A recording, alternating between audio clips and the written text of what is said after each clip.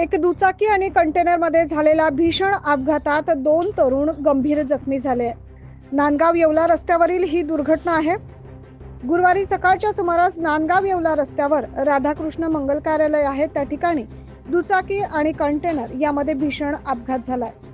या अपघातामध्ये दुचाकीस्वार गंभीर जखमी झालेत. संतोष राऊत आणि सोनू ढेपले असं या जखमी तरुणांची नावं समोर येत आहेत. याबाबत सविस्तर वृत्त असं की कुत्र्यानं चावा घेतला म्हणून हे उपचार घेण्यासाठी नांदगावहून येवल्याला जात होते.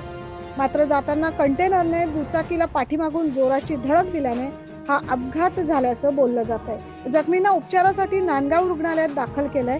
मात्र त्यांची प्रकृती चिंताजनक असल्यामुळे त्यांना पुढील उपचारासाठी मालेगाव येथे हलवण्यात आलं.